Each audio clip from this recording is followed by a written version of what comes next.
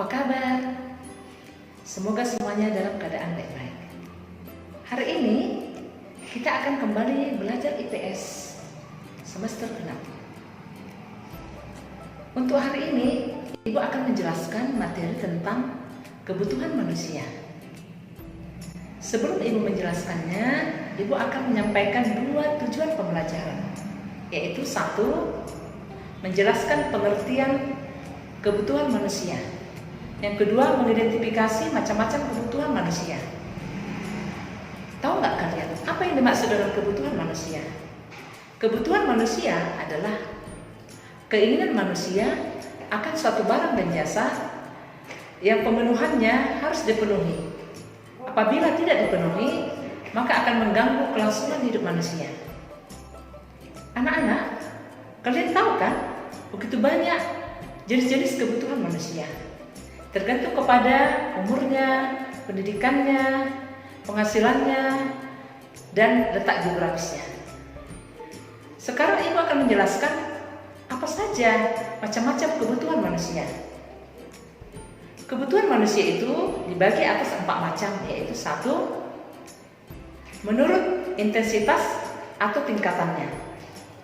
Kebutuhan manusia menurut intensitas atau tingkatannya dibagi atas 3, yaitu 1, kebutuhan primer atau pokok. Kebutuhan primer adalah kebutuhan pokok yang artinya kebutuhan ini harus terpenuhi. Apabila tidak terpenuhi, maka akan mengganggu kelangsungan hidup manusia. Contoh kebutuhan primer adalah makanan, pakaian, tempat tinggal, dan lain sebagainya. Yang kedua adalah kebutuhan sekunder. Kebutuhan sekunder terpenuhi apabila kebutuhan primer sudah terpenuhi. Contohnya, kebutuhan sekunder adalah barang-barang elektronik, perabot rumah tangga, sepeda motor, dan lain sebagainya. Yang ketiga adalah kebutuhan tersier. Kebutuhan tersier adalah kebutuhan akan barang mewah.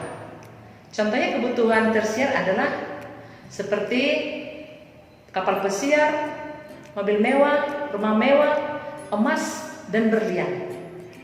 Yang kedua adalah macam-macam kebutuhan manusia menurut sifatnya.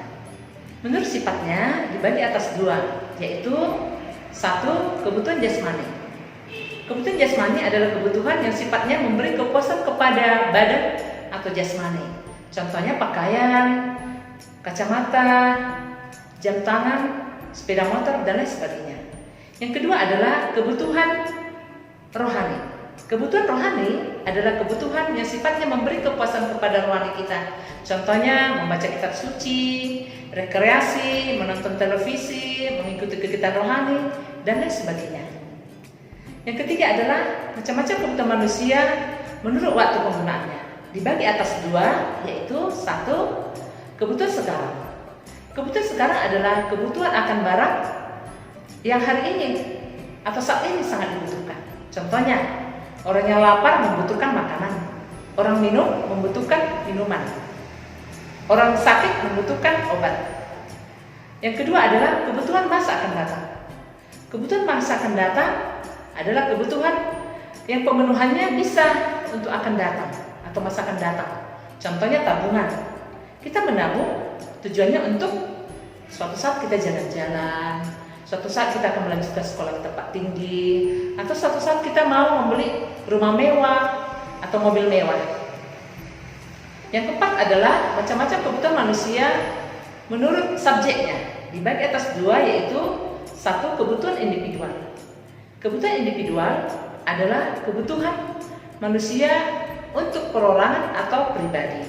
Contohnya kacamata, pakaian, aloji, sepeda motor, dan lain sebagainya. Yang kedua adalah kebutuhan bersama atau kelompok. Kebutuhan bersama atau kelompok adalah kebutuhan yang sama-sama membutuhkan atau sama-sama untuk menikmatinya. Contohnya kebutuhan kelompok adalah gereja, jalan raya, galon, mall, sekolah, dan lain sebagainya.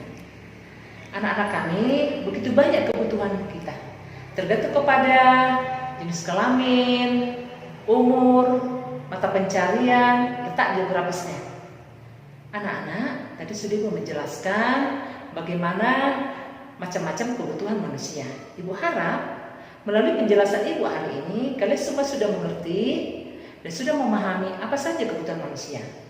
Sebagai tugas di rumah, Ibu memberikan tugas menggambar tabel mengenai macam-macam kebutuhanmu sebagai siswa atau sebagai anak. Kemudian pada tabel tersebut kau cantumkan apakah itu kebutuhan primer, sekunder, tersier, akan datang, sekarang, dan lain sebagainya. Silakan dikerjakan dengan bagus. Dan harapan Ibu semoga kalian semua bisa mengerjakannya dengan baik, bertanggung jawab. Walaupun dalam pembelajaran online, Ibu harap kita semua bisa bekerja sama. Selamat belajar, selamat beraktivitas. Terima kasih.